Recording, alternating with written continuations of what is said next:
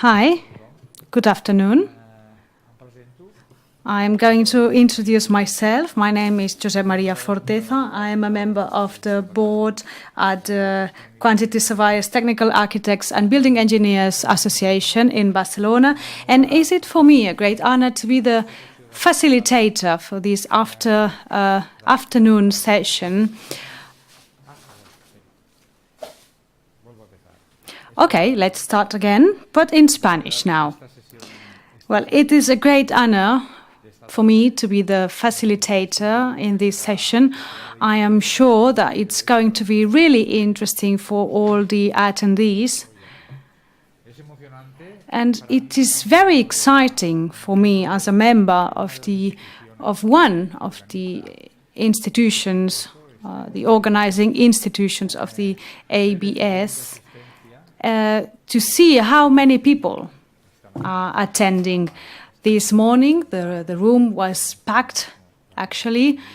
Now the participants are divided into three sessions, so maybe the room looks a little bit emptier, but it was really exciting to see so many people here.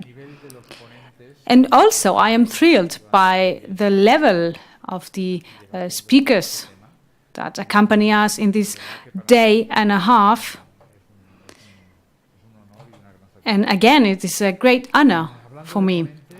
Well, talking about speakers, allow me to introduce the speakers that are going to be in this session. In the first place, it is a great honor to have Christine Cavatayo with us. Christine, she is the project manager of the hospital center at the University of Montreal for Canon Design, which is the largest healthcare project in North America. When or upon completion of this center, it will cover 2.4 million square feet, and it will provide assistance and health care for 345 million inpatients or ambulatory patients. Christine Cavatayo, before that, was a design management at Microsoft's Global Data Center, and she's been responsible for many other projects worldwide.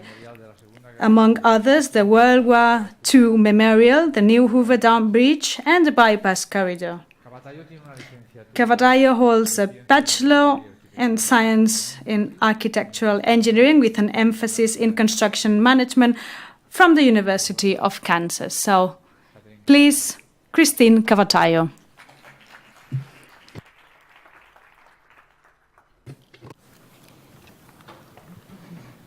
Buenas tardes, or good afternoon. All right, well, I am here to talk to you today about the SHUME project and our BIM initiatives that we took with this project. As you mentioned for us, it is the largest healthcare facility being built in North America right now. And when it is completed, it will be the largest healthcare institute in North America under one roof. So this is our project. So Canon Design plus NUF, our local partner architects, were lucky enough to be awarded the project at SHUME.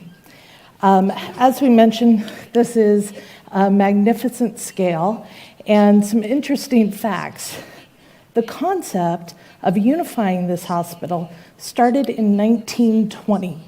Yes, 1920. It's only taken a century for us to get here.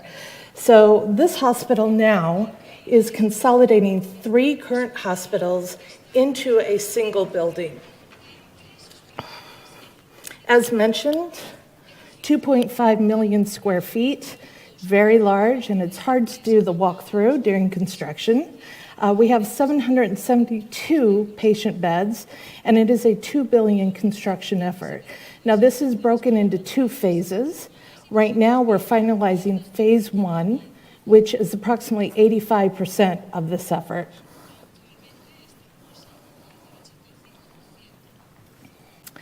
So to undertake something like this took a huge effort. We had over 300 architects work on this project in the last 6 years. At our peak, which lasted about 2 years, we had 180 architects, which is pretty significant. We also utilized a 24-hour work cycle by utilizing multiple offices throughout the world, primarily Mumbai and Shanghai. So as I said, the SHIM was an interesting project for us. It had many challenges beginning day one. Our first challenge was that this is a 3P, or public-private partnership. So we were hired by the construction joint venture, and I believe some of you know the partners. OHL is one of them, as well as Laing O'Rourke out of the UK.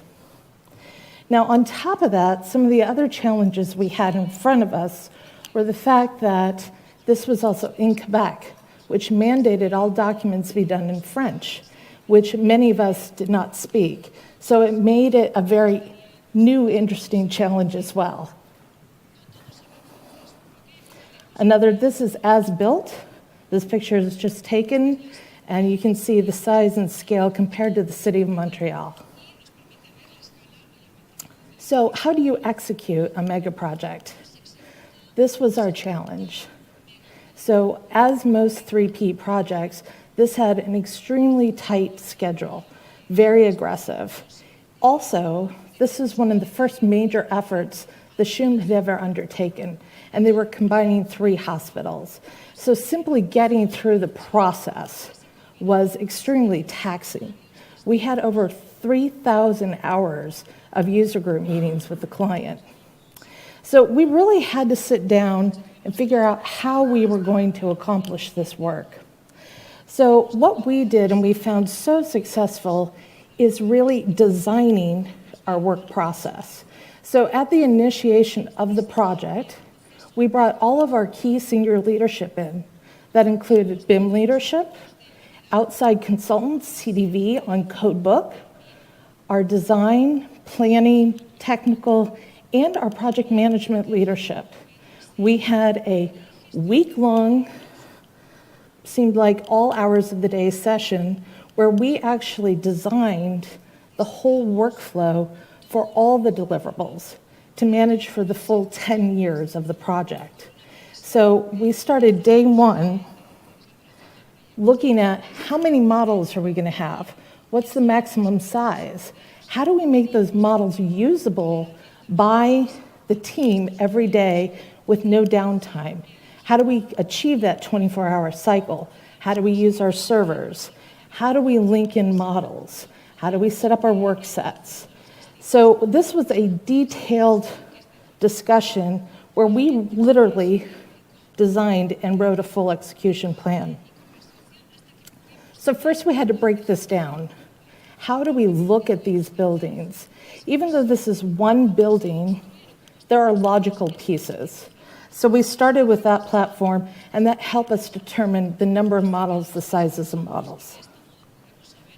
Next, one of the most tricky parts of this project, because as you all know, there are so many tools available to us now, and particularly in the US, where we've been using BIM for 10 to 15 years on projects, we're pretty facile, and there's a lot of add-ins, tools, et cetera. We had to define that up front, because again, this is a 10-year effort, 2 phases of work, and a large team engaged. So we had to be sure the tools we were selecting day one were going to live with us for 10 years and transition properly. We also had to set up how we deliver the project. What you're seeing here is about a third the size of the overall sheet index list. And I don't mean individual sheets, I mean sheet types.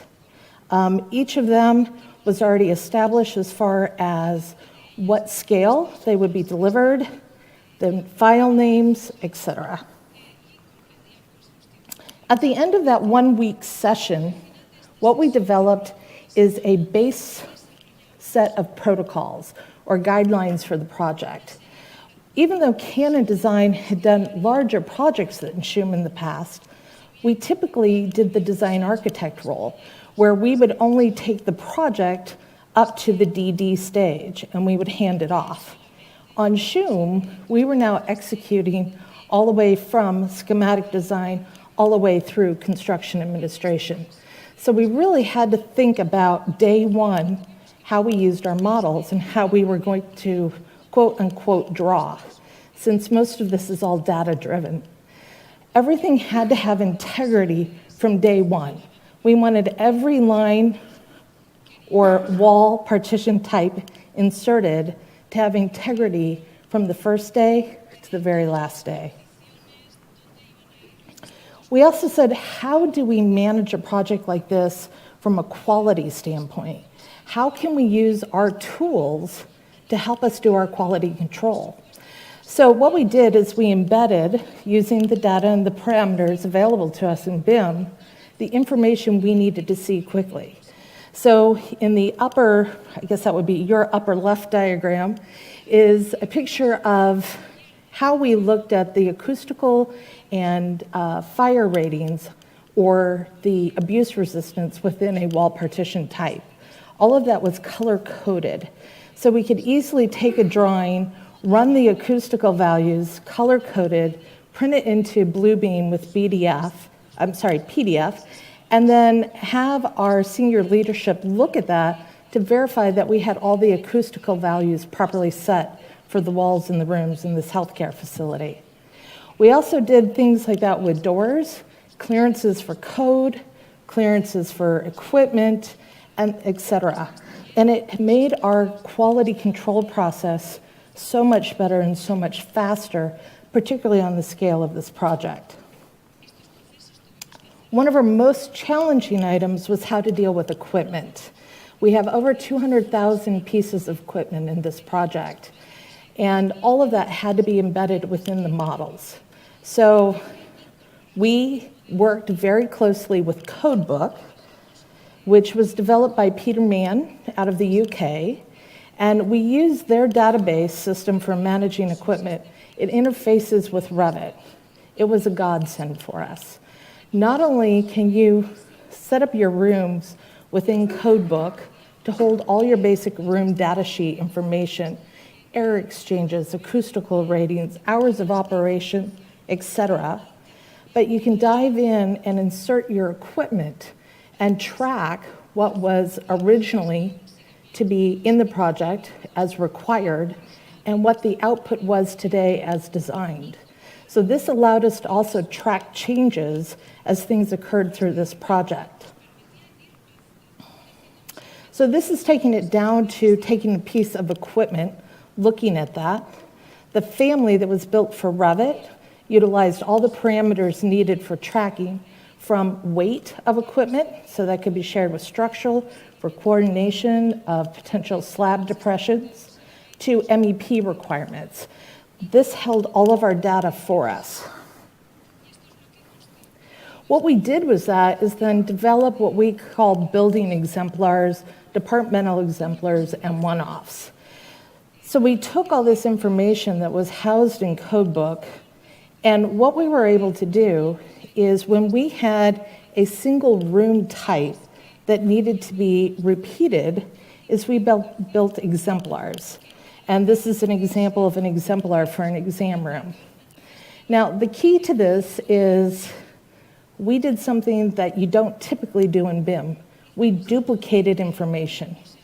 So we had an exemplar model sitting outside the system, and we had our production models over here.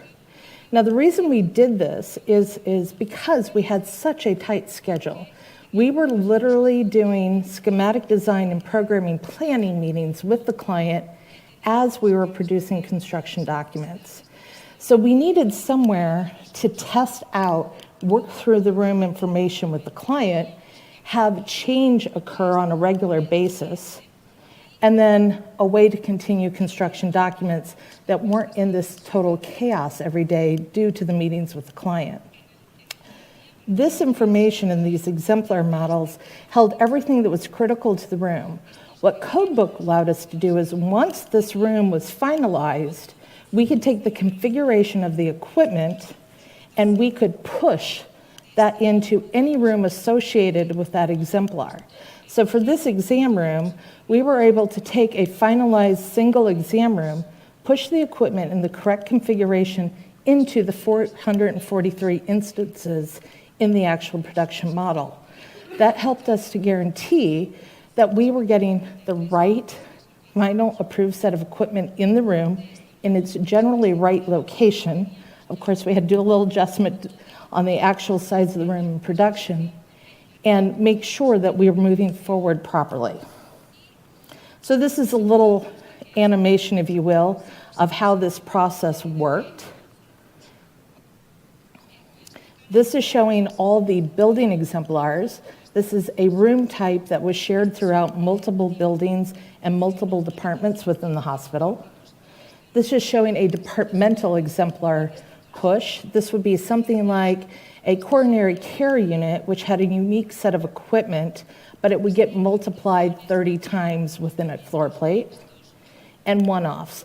This might be a specialty procedure room, for instance. Together, these loaded our building and our production models. We were able to load 225 rooms per night with 2 team members. And this was part of our 24-hour cycle. As our team in Montreal would finalize with the client, we could send that data with an email to say, go on the model, look at this is finalized, and please push these to their associated rooms to our Shanghai office, and we would come back in the morning in Montreal, and that was all loaded for us. Doors is another area where we used Codebook extensively. Codebook was not initially set up to work with doors. So we worked with Codebook and their development team to say, how can we add doors to this function? What we wanted to do is every room type also had an associated door type. An exam room has one type of door, and OR another type. We wanted to associate these with the rooms, so again, that QC ability that we could take and look at every door being consistent per exam room. We did have one problem with Revit, though. With Revit, when you run your door schedules, if you remove a door, it just disappears. We called up Autodesk, we said, we need your help. They could not find a solution for us on this one. So instead, we had to utilize Excel. And we came up with a system that would report out of Revit, track the changes from the last version sent out, highlight it in a manner that we could communicate changes to the field very easily, so they would clearly understand a door had been deleted and it wasn't missing. Now, one of the things that occurred through the project is, obviously, as much as we planned in those initial sessions, things continually evolved. So this team would meet on a regular basis and was always available on call if needed if we had a new issue arise. Two of the things that really challenged us: detailed referencing and equipment change management. So detailed referencing, this is a huge facility, and we wanted to draw all the details one time for phase 1, for phase 2, and for any building that it's used in. But as the project evolved, drawings would change. So we worked with an outside team because, again, we went to Autodesk. They could not find solutions for us. And we developed a tool that does automatic detail referencing for us. So you associate your detail once to the item once. If either of those move or change, it does an auto update, so we don't have to QC that. Equipment changes. We had over 100 versions of the equipment list, so it was quite extensive. And on multiple of those, they were changing 50% or more of the equipment on the project. So we really had to develop a tool to not just implement equipment like Codebook, but a process for how we did analysis and comparison. We also had a couple of historic features within the project. And again, we utilized BIM in how to move forward with those, down to the pieces that were existing and that we had in a warehouse, to the pieces that had to be newly constructed and how that would work. Of course, then we could do digital printing, much like Ignazi there, to take a look at these and make sure that these items were working properly. And then through construction and finalization. We also used computational design for the patterning on our exterior, not over the overall exterior facade, but also the new bridge or passerelle. And this was such a fun exercise for us. There were various approaches taken to this, and we would pin these up all over the office in front of the windows to see the quality of the light penetration, until we would get to the point where we could start developing models to see if we were achieving that penetration we wanted. This is the model that was selected. This is a rendering, and this is an image of the final product. And this is only the raceway for the mechanical units. And it's this gorgeous. I know, it's kind of funny. But it turned out just absolutely beautifully. So the goal was during the day, the light filters in, and at night, the light filters out, creating a beacon for the city. And it was highly effective. Now all I have left is a few images to show you how this worked for us. As I said, we wanted every item drawn day one to have integrity through the project. And we wanted to set up the entire process to make sure the integrity of the physical design played out properly throughout this effort. So this is an initial rendering done on the project, a final shot of the project. Another initial rendering, final graphic. This is just beautiful to walk in right now. Another one looking at how we were dealing with these stairs that had these highly complex forms, angles, etc., to the actual implementation. Corridors. One of the most interesting things about the scale of this project is our corridors became so phenomenally long. And we had to find ways to break up the spaces and make them identifiable. So again, color and light were used extensively to create those variations. This is our reality. So that's all I have for you today. Thank you very much.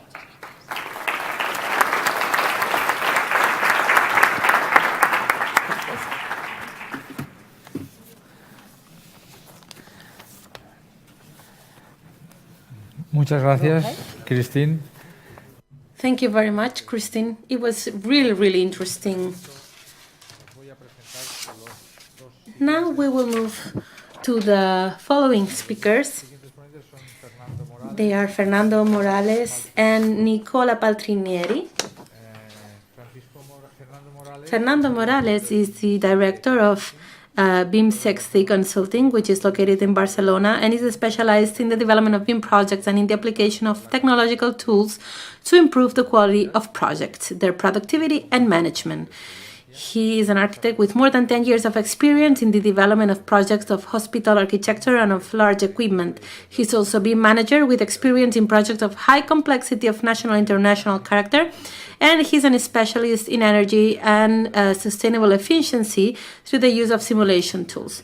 He has a degree in architecture by the School of Architecture of A Coruña, a master in degree in sustainable architecture and energy efficiency by Ramon Llull University, and also a postgraduate degree in BIM multi-platform management by the UPC. And together with Fernando, we have Nicola. Nicola Paltrinieri is a project director and BIM manager of the PINEARC architectural firm. He was born in Varese, Italy, and he's an architect. He has an architecture degree from the Faculty of Architecture at the University of Ferrara. He also has a post degree in architecture and energy savings from the UPC ETSAP, and advanced training in Revit and BIM management A3D. He has also worked in the BIM projects developed in his practice. Among them, we find the Linares project in Chile. He has worked in different projects and has done presentations in the European BIM Summit of 2015. And that's it. It seems quite a lot, huh? Please, you have the floor.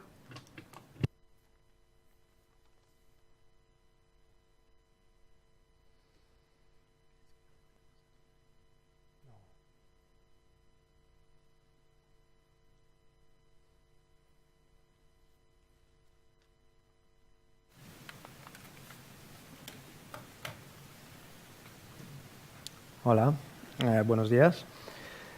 Good morning, or afternoon rather.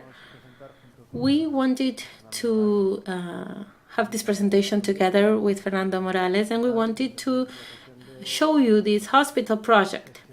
In this project, we had the opportunity to manage the project at a design level, but also especially at a data level, content level of all the models.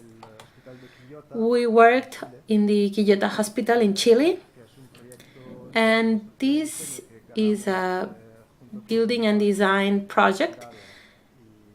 We were awarded this project together with other companies, with SACIR, Vivats. It's not a very, very large project. It's actually about 280 beds, so it's actually way smaller than the project that Christine showed us.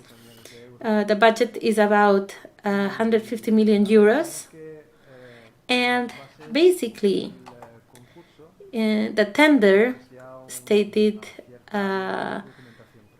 some specifications.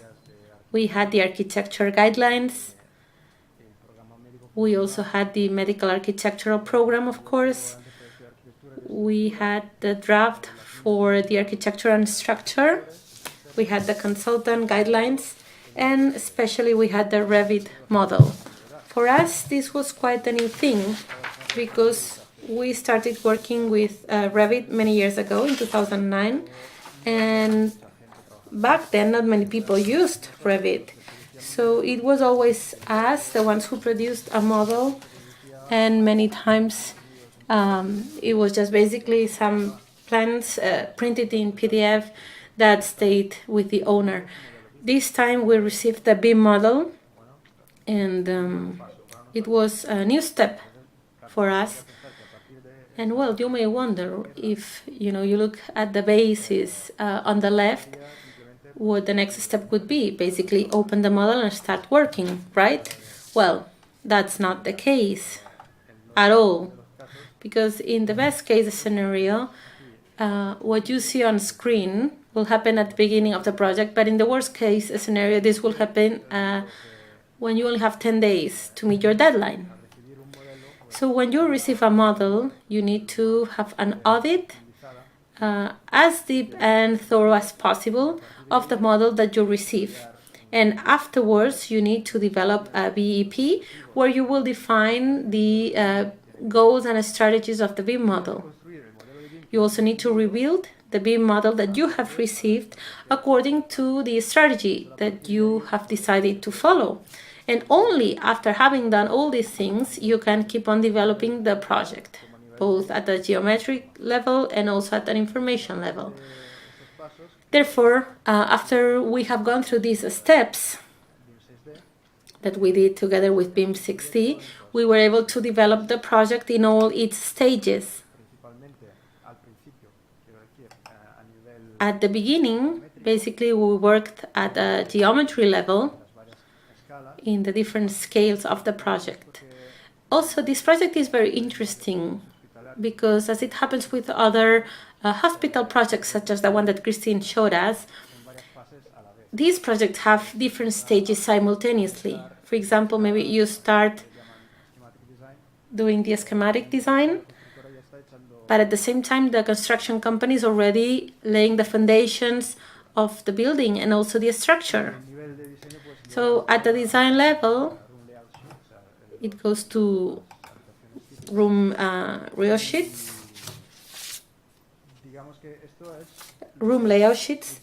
and the project, as I said, has been developed with BIM methodology, but it also describes geometry.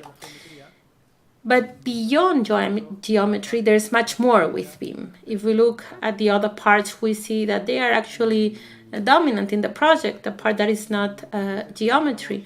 Many times architects are not used to manage all this huge amount of data and information. Many times architects nor clients nor builders make good use of this data, of this information. This data just stays within the model, and at the end we have a worker on site with a printed PDF that has the same graphic information as we had 50 years ago.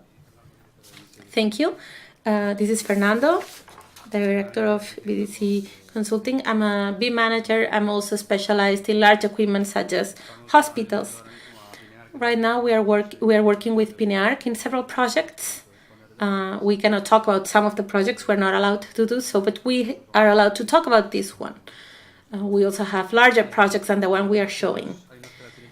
But all the projects share some common features regarding actually how we manage the information, as Nicola was saying. And this is really important because that allows, we are really aiming not to commit the same mistakes, that is forgetting all the information that the BIM model contains. Otherwise, we would stick to the 3D model. So I will talk about some of the tools for data management that we have applied for this project and also in other projects. But first, I will talk about the methodology. These kind of projects are very complex. And we also can observe that there is some kind of trend, maybe not in Spain, but in other projects. And it's the fact that there is a fast track contract. That doesn't mean only that things need to go at a very fast pace, but also that there are some other features that define this kind of development. For example, when a construction company is awarded a tender, the construction company needs to hire specialists, technical architects, and so on, so that they can carry on the project, so it's successful. We start from a BIM model that has been already developed, as Nicola was saying, but that doesn't mean the BIM model is valid and it's ready to keep on working on it, especially at the construction stage. We also need to mention that in this graphic we can see how geometry comes from the model, and we can modify it or maybe bring new information to geometry, but you cannot really do much more. However, data keeps increasing, and also the requirements of the project will demand more data than the ones that we originally had. In large projects, our experience is that we need to develop two kinds of models: general models and detailed models, space by space, for specific areas of the project. On the left, we have the general models, where we can see different disciplines, and each team has their own model that they own. For example, interior designers, architects, equipment companies, and so on. And these models need to be coordinated. Therefore, here we have the BIM manager, we have the coordinators, and as you see, all these models need to be coordinated. There cannot be clashes among them, and they need to be to have good quality. Then we also have the detailed model. This is a requirement from the client because they want to have detailed information about each space in the hospital. I even defined each of the elements in each space. That's what we were asked to do. So at the end, we have some graphic sheets. And what these are is just some drawings, some detailed drawings where we have different elements and a codification for each one of the elements in that space. We also have the technical sheet that are basically documents of thousands of pages even. I cannot even think how many pages they must have for the project that Christine explained, because they contain so much information. So these documents are spreadsheets, and they detail all the features of each of the components. So with all this information, what we need to do is developing a methodology that will help to use this information so that we can collect it and we can adapt it to the general models that are being developed. Therefore, that means we need to have coordination in the development as we work in the project. We do this through programming, and what we achieve is a model that cannot evolve really much more geometrically, but is loaded with much more information that is needed for the project. In order to explain how we do this, what process we follow to generate all this data, we need to keep into account different things. Not all the specialists that work in these projects are familiar with BIM tools. Maybe they do not even know about data management tools. That's why we have developed a system based on Excel files, because pretty much everyone knows to work with Excel files, but they are organized in a specific way. Some areas are blocked, some areas are really well structured so that everyone knows what they need to fill in. All these Excels are linked. Each team has their own Excel files, but at the end, what we achieve by doing this is that we can develop the models, and we also have a database. So basically, then we link this database back to the models when we need it. The information comes from different sources. When we start a project, for example, it comes from the model that has been already developed before, but also comes from the specification, the tender specification documents that can have a PDF format, doc format, and so on. All this information needs to be classified, needs to be codified and structured in the same way. And this is actually very, very thorough work. We need to conform this structured database. And once we have done this, we have linked these Excel files, we will have the capacity to create these technical sheets in order to link them to the models. Once we have these models with all this information in them, we are able to use more complex tools that are based in clouding computing systems, and also allow us to have different visualization models for geometry and data. The tools that we use to manage all the BIM models in the cloud are divided in two types. On the right, we have the geometry visualization tools. For example, this is from Todes. And they can be set up in different ways so that we can create filters. We can sort out depending on colors to understand better depending on the parameters of the project and also the complexity of the project. On the left, we have another tool. This is the one that we are developing currently.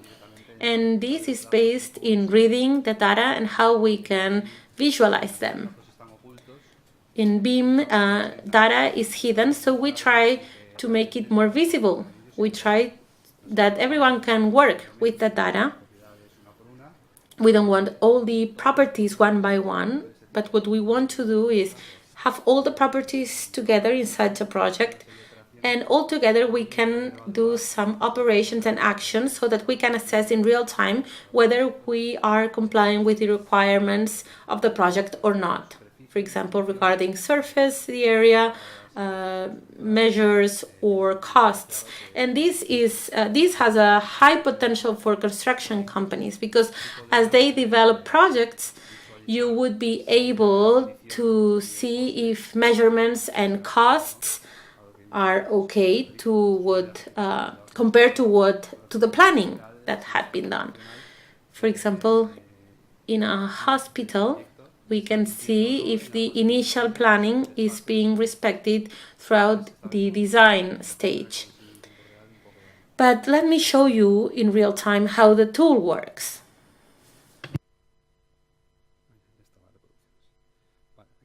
Okay, here you can see that we can create different sheets. In each one we can have a different setup. We can define in real time the database of the BIM models. If they come from different sources, there's a cloud server where all the databases can be updated. First, we need to set up these graphics, but once this is done, we can see all the progress that has been done and achieved. Here, for example, we are seeing if we fulfill the planned development. We sort out by areas, and in blue or orange here, we see if we are meeting the requirements and if we are fulfilling the ratios in design compared to the initial planning. We can also zoom in. This is the 4th floor. We are selecting different areas, and we can see also the surfaces, for example, how many beds we have per square meters. We can also sort out by different parameters, any other parameter we need. It would have been really useful to have thought about this earlier. That means, we plan everything together with the BEP and all the requirements for the project.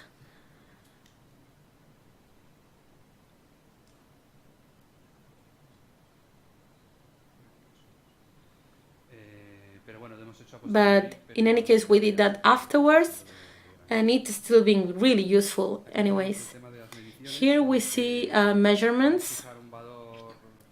We can establish a value, for example, 50 square meters. And here we can see what selections we are choosing to see if they are within or outside the ranks.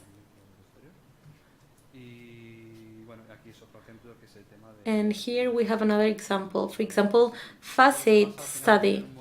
At the end, what we need to have is a well-codified model so that we can control the information, and we can sort out and apply filters depending on locations, and we can also check the properties of the different elements. What is interesting here is that we can check data from external sources, and we can also make calculations to see if a number is larger or smaller than other numbers, and do all the calculations we need so that we can figure it out if the project is meeting the requirements or not. As a conclusion, we would like to make clear that the data included within the BIM model is really interesting, and it's interesting to visualize them. Because if the participants in the project can visualize them, but they cannot really manage the model, well, they can help with decision making. For example, if I know I can participate in the costs of the building, but at the same time maintaining the quality of the architectural part, then this tool is great, because anyone can go check the database and they can adjust the budget or the functional plan depending on their needs without really needing to go into the geometry model. I also would like to add, I'm not sure if you will agree with me or not, but as we evolve with BIM, for us it becomes more important the I in BIM, that is the information, that is even more important than geometry, I would say. Because at the end, all these projects are basically working through the information that these projects generate, and that's what we take and what we use. That's it. Thank you.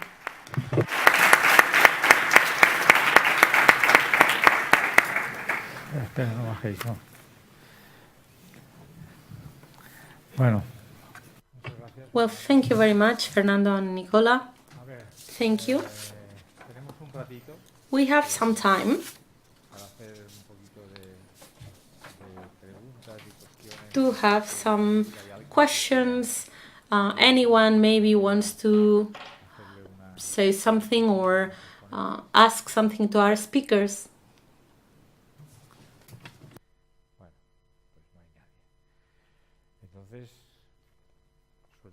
Okay, there's no one, but luckily I had prepared some questions. So I will actually say a couple things so that we can use the time that is left. This morning we were really stressed with timing, but now we have more time so we can relax a little bit and enjoy the company of our speakers. And I wanted to actually ask a couple things. Anyone can answer, either Christine or Fernando, Nicola, whoever thinks can answer better. Why has BIM developed in such an advanced way for this kind of hospital projects?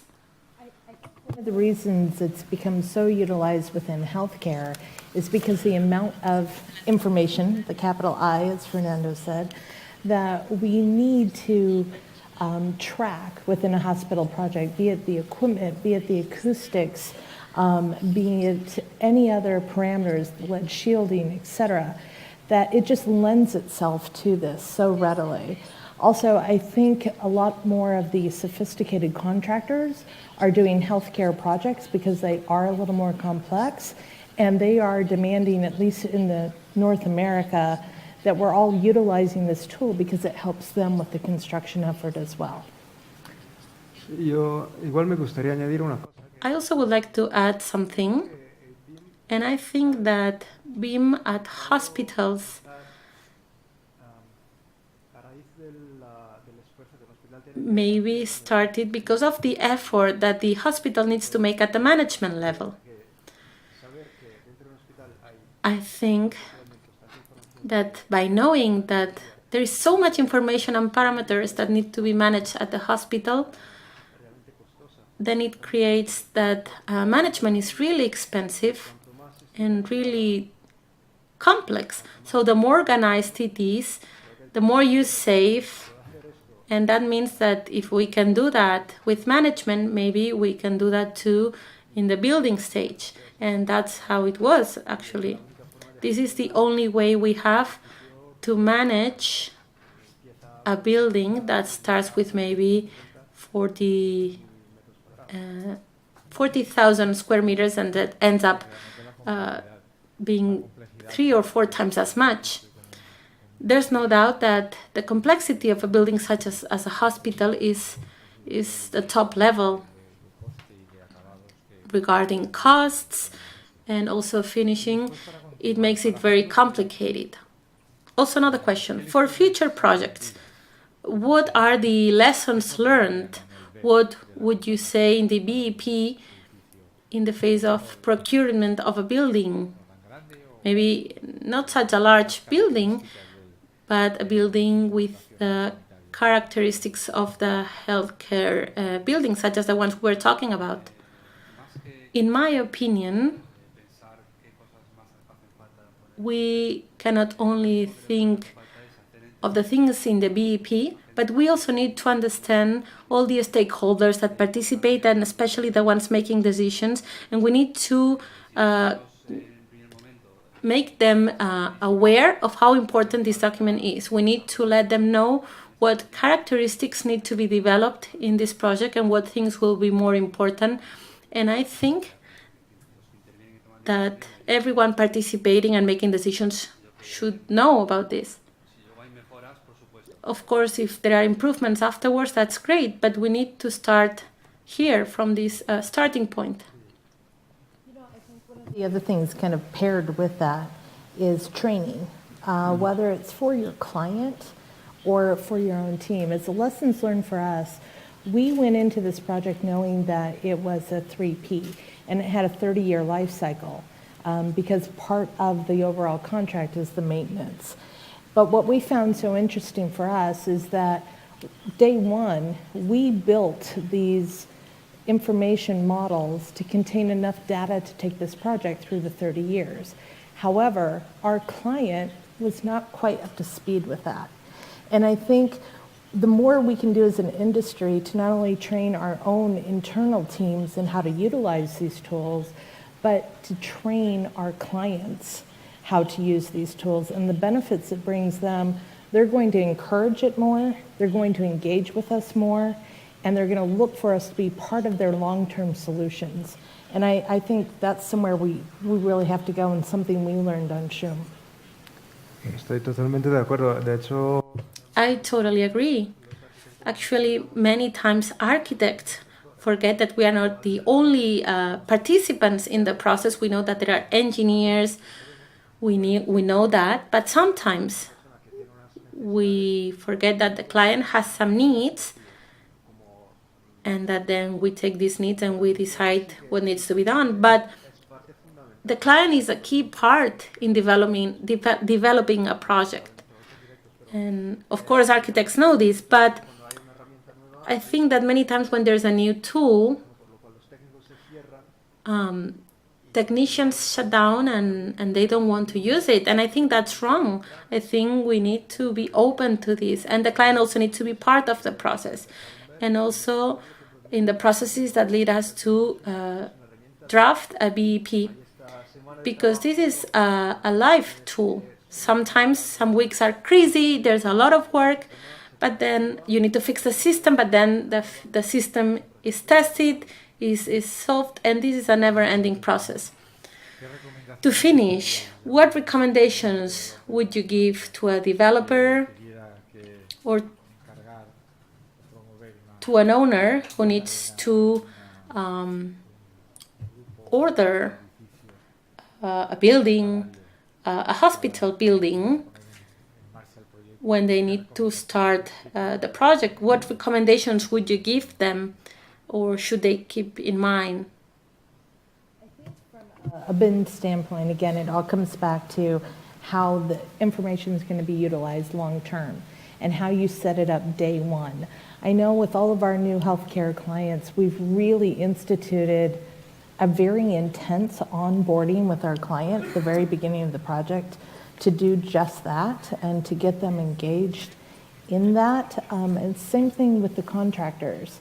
You know, the more we can get them involved, the more we can reduce cost for our client, the more we can accelerate construction for them.